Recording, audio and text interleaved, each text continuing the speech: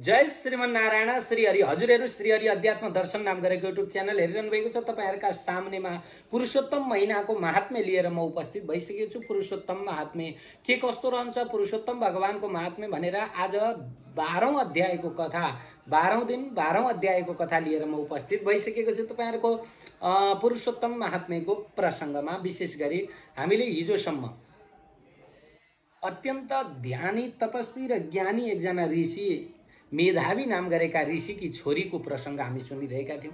मेधावी ऋषिले आफ्नी छोरीको विवाह नगरी उहाँको प्राण उडेर गयो अथवा शरीर छुटेर गयो। जब मेधावी ऋषिको प्राण उडेर गयो, छुटेर गयो, शरीर छुटेर गयो, तब मेधावी ऋषिकी छोरीले विचार गरिन्, अब के गर्नु, म एक्लै छु, कसरी भगवानको ध्यान गरौं अथवा कसरी मलाई श्रीमान प्राप्ति होस्, कसरी चाहिँ मेरो विवाह हुन्छ भन्ने यिनै विषयलाई मात्रै चिन्तन गरेर बसिरहेकी ती मेधावी ऋषिकी छोरीका सामनेमा एक दिन दुर्वासा ऋषि आइपुग्नु भयो।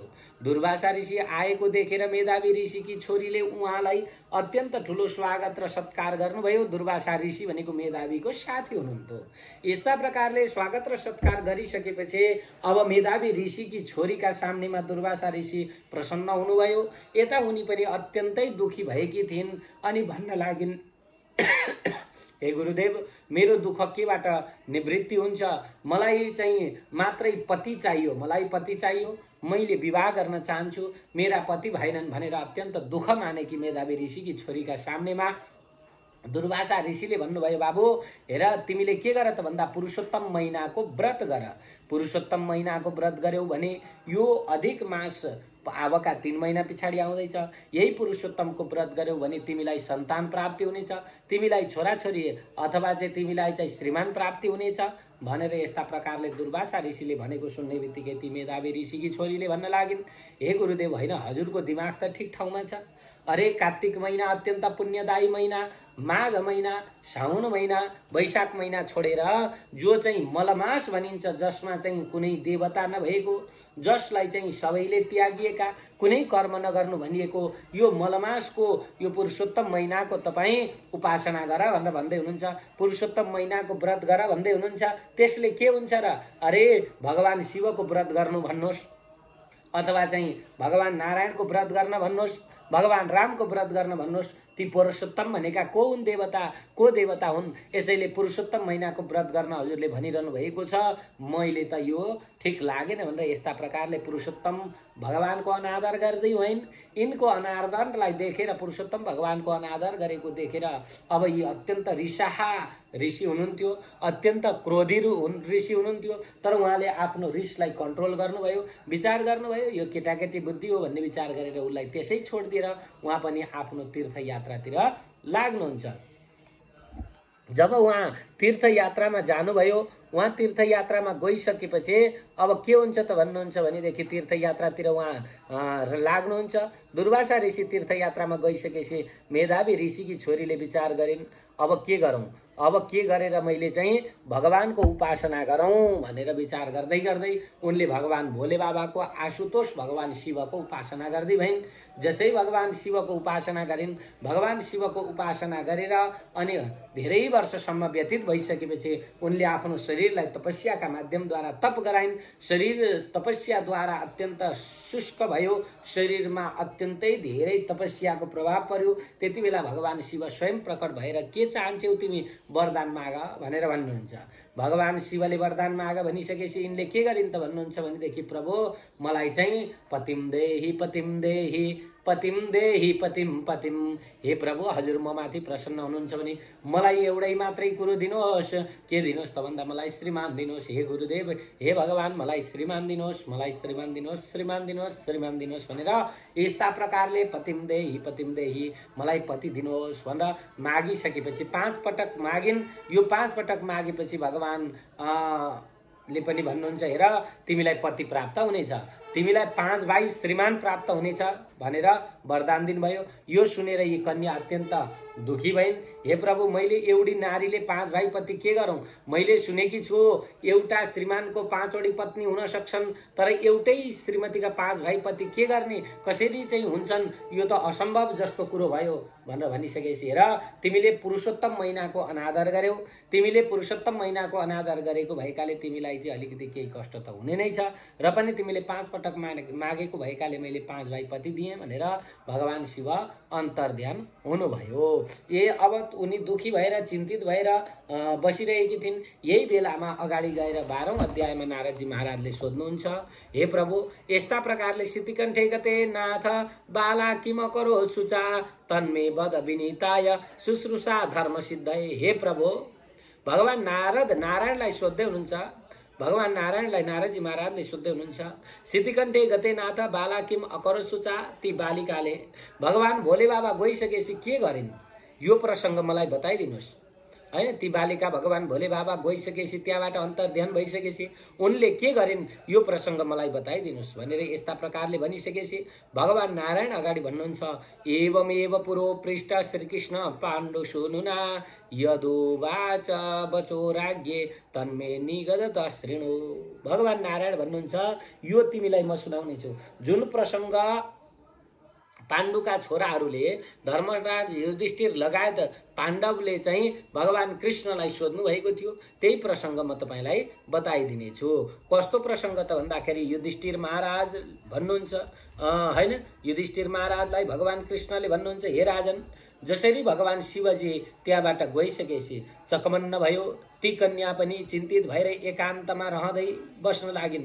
आहा, आज मैले भगवानलाई प्राप्त गरेर पनि मैले संसारको सुखलाई मागेँ, मैले संसारको त्यो पनि पतिलाई मागेँ, मैले चाहिँ ज्ञान रहन्छ ममा भनेर दुखी भएकी ती कुमारी खोइ गर्दै डराउँदै के गर्न थालिन् त भन्दाखेरि हृदयमा दन्केको आगो, हृदयमा जलेको त्यो आगोले गर्दाखेरि उनको पनि के भयो त भन्दा ढडेलो लाग्यो अनि उनको मृत्यु भयो। ती कुमारीको पसिना हैन अत्यन्त लतपत भएर भिजेकी छन्, खोइ गरेकी छन्। आफ्नो शरीरलाई त्याग्न चाहनेवाला ती कुमारीले पनि के भयो त भन्दा केही समयमै उनको शरीर नष्ट भयो। उनी ईर्ष्याले दुःख पाएकी थिइन् हैन, ईर्ष्या थियो उनमा, अत्यन्त क्रोध भावना थियो, अथवा चाहिँ तपाईलाई श्रीमान छैनन् भन्ने चिन्ता पीर मात्रै थियो। यसले गर्दा यिनीको दुःख समाउँदै बिस्तारी नष्ट भयो। कालले यिनलाई ग्रसित गर्यो, कालले यमराजले ग्रसित गर्यो। जसरी सर्पको दुलामा पसेको भ्यागुतालाई सर्पले एकै तालमा थाहै नपाई खाइदिन्छ, त्यसै गरी कालले पनि यिनलाई, यमराजले पनि यिनलाई एकै पल्टमा ग्रसित गराए। यस्ता प्रकारले भइसकेपछि यस प्रकारले बलियो कालको वशमा परेकी ती तपस्विनी वर्षाको मेघले ढाकेको आकाश जसरी झिलिक्क बिजुली चम्कन्छ र तुरुन्तै हराउँछ, त्यसै गरी उनी पनि कालका वशमा परेर तुरुन्तै यो पृथ्वी, यो विश्व ब्रह्माण्डबाट हराइन्। पहिले संसार भएको जो मेधावी ऋषि थिए, उनका अत्यन्त प्रख्यात मेधावी ऋषिकी छोरी, तिनै मेधावी ऋषिकी छोरी यी द्रौपदी हुन् भनेर भन्नुहुन्छ। जसलाई चाहिँ यिनी त्यहाँबाट मृत्यु हुने बित्तिकै के भयो त भन्दाखेरि यिनी यज्ञ कुण्डबाट प्रकट भइन्। यसलाई चाहिँ संसारमा यज्ञसेन नाम गरेका राजाले यज्ञ गर्दै थिए, त्यही यज्ञ कुण्डबाट चम्चमाउँदै अत्यन्त सुन्दर कन्या प्रकट भइन्। तिनै हुन् यी द्रुपद राजाकी द्रौपदी भनेर प्रसिद्ध कमाएकी यिनी। यी अत्यन्त रिसाई है। यस्तै गरी यिनको चाहिँ स्वयंवरको बेला भयो। शक्तिशाली भएकाले यिनको स्वयंवरमा सारा राजा महाराजाहरूलाई बोलाइयो। भगवान कृष्ण पनि जानुभएको थियो स्वयंवरमा। अर्जुन, नकुल, सहदेव पाँचै भाइ पाण्डवहरू जानुभएको थियो वनवासमा। लाक्षा भवनमा डढाएर चाहिँ मरे होलान् भनेर छोडिसकेका यी 5 पाण्डव यिनीहरू सुरुङ मार्गबाट जङ्गलमा गए। जसै जङ्गलमा गएका यी 5 पाण्डवहरू जङ्गलमा बसेका छन्। समय बित्दै गए। साधु सन्तको भेष धारण गरेर, ब्राह्मणको भेष धारण गरेर जङ्गलमा बसेका थिए। त्यही एक दिन उतापट्टिबाट ब्राह्मणहरू आउनुभयो। ब्राह्मणलाई देखेर युधिष्ठिर महाराजले सोध्नुभयो, प्रभु, गुरुदेवहरू कहाँ जाँदै हुनुहुन्छ? ब्राह्मणहरूले भन्नुभयो, हामी त द्रुपद राजाका राज्यमा जाँदैछौँ, त्यहाँ स्वयंवर हुँदैछ द्रुपदकी छोरीको, जाउँ तिमीहरू पनि भनेर भनिसकेपछि 5 भाइ पाण्डव ब्राह्मणहरूका साथमा अघिल्तिर लागेर द्रुपद राजाका राज्यतर्फ जानुभयो। जसै त्यहाँ के थियो त भन्दाखेरि तपाईँको मत्स्य भेदन गर्नुपर्ने थियो, धनुद्वारा मत्स्य भेदन गर्नुपर्ने देखिन्थ्यो। त्यो बाणले मत्स्य भेदन गर्ने त्यो प्रस्ताव राखिएको थियो। अब सारा राजा महाराजाहरू आएर बसेका थिए। कसैले पनि त्यो मत्स्य भेदन गर्न नसकिसकेपछि स्वयं ब्राह्मणको भेषमा भएका अर्जुन उठेर गएर त्यो मत्स्यलाई भेदन गरे। यस्तो भइसकेपछि द्रौपदीको विवाह भयो। ती द्रौपदीको विवाह भइसकेपछि अब के हुन्छ त भन्दा सारा राजाहरू, त्यहाँ भएका राजाहरू, दुर्योधन लगायतका सारा राजकुमारहरू, यिनीहरू सबै के गरे त भन्दा यी 5 पाण्डवमाथि खनिए मार्नको लागि भनेर।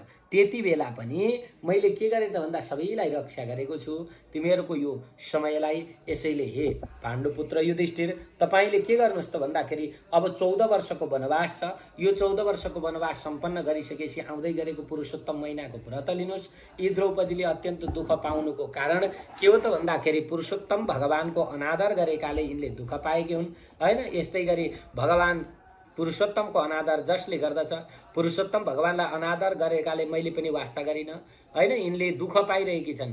अनेक ठाउँमा अब जङ्गलमा बस्नु पर्यो। यस्तै गरी जङ्गलमा बस्नु पर्यो। उता गएर चाहिँ दुशासनले पनि यिनको सारी तानेर नङ्ग्याउने कोसिस गर्यो।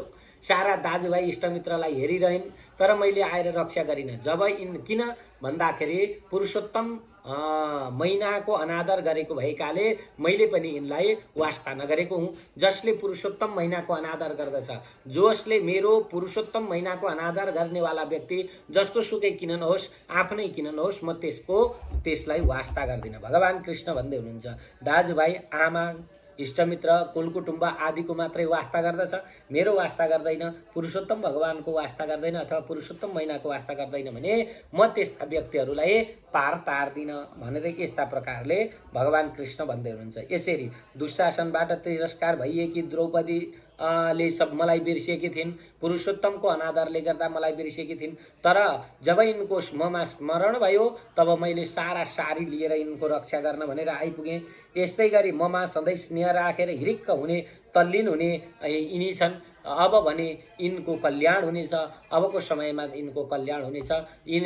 मलाई भगवान के भन्नुहुन्छ कृष्ण भनेदेखि जसले मेरो प्यारो भए तापनि, मलाई स्मरण गरे तापनि पुरुषोत्तम महिनाको अनादर गर्छ भने त्यो व्यक्ति सदा सर्वदा मेरो दुश्मन हुनेछ, सदा सर्वदा म त्यसलाई वास्ता गर्दिन भगवान भन्नुहुन्छ। यसै गरी भगवानले के भन्नुहुन्छ त भन्दा पुरुषोत्तम सेवा एकदम गर्नै पर्ने हो। फेरि मनुष्यको त के कुरा गर्ने, पुरुषोत्तम महिनाको सेवा जो मनुष्यले गर्दैन, मुनि र देवताहरूले पनि सम्पूर्ण चिताएको फल दिनेवाला यो पुरुषोत्तम महिना रहेको छ। मनुष्यलाई त सारा फल प्राप्त हुन्छ नि। त्यसकारण यही आउने पुरुषोत्तम महिनालाई आराधना गर, अर्थात् पुरुषोत्तम मासमा गर्नुपर्ने विधि विधान र नियम गरेर 14 वर्ष पुरा भएपछि तिम्रो कल्याण हुनेछ। हे पाण्डुनन्दन युधिष्ठिर, तपाईँको कल्याण हुनेछ भनेर यस्ता प्रकारले भगवान कृष्णले पाण्डुनन्दन युधिष्ठिरलाई भन्दै हुनुहुन्छ। यसै गरी हे सुयोधन आदि गरिएका सबै राजाहरूलाई यमराजको घरमा म पठाइदिन्छु, हैन। तपाईहरूले युद्ध गर्नुभयो भने पनि दुर्योधन लगायतका सारा राजाहरूलाई म युवराजको घरमा पठाइदिनेछु। यसैले तपाईँले चिन्ता नगर्नुहोस्। तपाईहरू सबै के हुन्छन् त भन्दा मेरो प्यारो चाहिँ के हुन्छ भन्दा पुरुषोत्तम महिनाका भक्तहरू नै प्यारा हुन्छन् मलाई। जसले पुरुषोत्तमको आदर गर्छ त्यही प्यारो हुन्छ मलाई। मेरा श्रीमतीहरू त्यति प्यारा छैनन्। शङ्कर्षण आदि गरिएका यी मेरा प्रद्युम्न आदि, प्रद्युम्न, अनिरुद्ध, सात्यकी आदि पनि मेरा त्यति छैनन्। 16,108 वटी मेरा पटरानीहरू पनि मलाई त्यति प्यारा छैनन् जति प्यारा पुरुषोत्तमका भक्तहरू हुन्छन्। त्यस्तै गरी मेरा बुवा आमा, नन्दबाबा, वसुदेव, हैन, देवकी, यी सबै पनि मेरा लागि त्यति प्यारा छैनन् जति प्यारा भगवानका भक्त, पुरुषोत्तम भगवानका भक्त छन्, पुरुषोत्तम महिनाका भक्त छन् भनेर यस्ता प्रकारले पुरुषोत्तम महिनाको महिमा भगवान श्री कृष्णचन्द्र पाण्डवहरूका सामनेमा बताइरहनु भएको छ। यस्ता प्रकारले पाण्डवहरूका नाथ रक्षक हुनुभएका ती भुवन त्रिभुवन का लोकका अधिपति भगवान कृष्णचन्द्र के गर्नुहुन्छ त भन्दाखेरि उहाँहरूलाई सान्त्वना दिएर हत्तपत्त जुरुक्क उठे। भगवान कृष्णचन्द्र अब म कहाँ जान्छु त भन्दाखेरि म जानु पर्यो द्वारका भनेर लाग्न तत्पर हुनुभयो। जसरी द्वारका जान ठिक्क पर्नु भएको उहाँका अगाडि पाण्डवहरूले प्रार्थना गरे, हे प्रभु हजुरले के गर्नुहोस् त भन्दा भगवान कृष्ण बिस्तारै रथमा चढिसक्नु भएको थियो। सिंहासनमा बसेर पाण्डवहरूलाई पनि भगवान कृष्णका पछि पछि लागेका छन्। पछि पछि जाँदाखेरि अलि पर पुगेर भगवान कृष्णले पाण्डवहरूलाई फिर्काएर त्यहाँबाट उनीहरूलाई फिर्काइसकेपछि अनि भगवान कृष्ण आफ्नो धाममा जानुभयो। पाण्डवहरू पनि भगवान कृष्णचन्द्र गइसकेपछि अत्यन्त चिन्तित भएका छन्। यस्तो कथा सुनाउँदै हुनुहुन्छ भगवान नारायण अगाडि भन्नुहुन्छ। के भन्नुहुन्छ त भन्दाखेरि यस्ता प्रकारले भगवान श्रीकृष्णचन्द्र द्वारबाटी गएपछि राजा युधिष्ठिर पनि भाइहरूसँग भएर कष्ट सहन रूपी तपस्या गर्दै घुम्दै फिर्दै रहिरहेका छन्। हे नारद, भगवानको प्रिय पुरुषोत्तम महिना मन लगाएर भगवानको वचन सम्झदै भाइहरूलाई द्रौपदीलाई पनि समेत गरेर राजाले यो पुरुषोत्तम महिनाको व्रत गर्दै बस्नुभयो। पुरुषोत्तम महिनाको व्रत अत्यन्त सुन्दर, यस भारतवर्षमा धन्य रहेको छ, पूज्य रहेको छ। जसले पुरुषोत्तम महिनाको व्रत बस्दछ त्यो व्यक्ति पनि यो भारतवर्षमा पूज्य रहन्छ। भगवान श्रीकृष्णचन्द्रको कृपा अनुकम्पा हुनेछ। जसले भगवान कृष्णचन्द्रको यो सुन्दर महिना पुरुषोत्तम व्रतलाई गर्दछ, जसले पुरुषोत्तम व्रतलाई 1 महिनासम्म अनुष्ठानपूर्वक र विधिविधानपूर्वक गर्दछ भने त्यस्तो व्यक्ति भगवान कृष्णचन्द्रको धाममा जाने, जहाँ गएपछि फर्केर आउनु पर्दैन त्यो परम धाममा पुग्न पाउने सौभाग्यशाली मनुष्य हुनेछ भनेर यस्ता प्रकारले भगवान नारायणले नारदजीलाई सुनाउनु भएको कथा प्रसङ्ग मैले हजुरहरूका सामनेमा प्रस्तुत गरेको छु। आज यो 12औं अध्यायको कथा मैले हजुरहरूका सामनेमा प्रस्तुत गरेँ। भोलि फेरि 13औं अध्यायको कथा लिएर उपस्थित हुने नै छु। तबसम्मलाई बिदा दिनुहोस्। श्री हरि, जय श्रीमन्नारायण। ओम।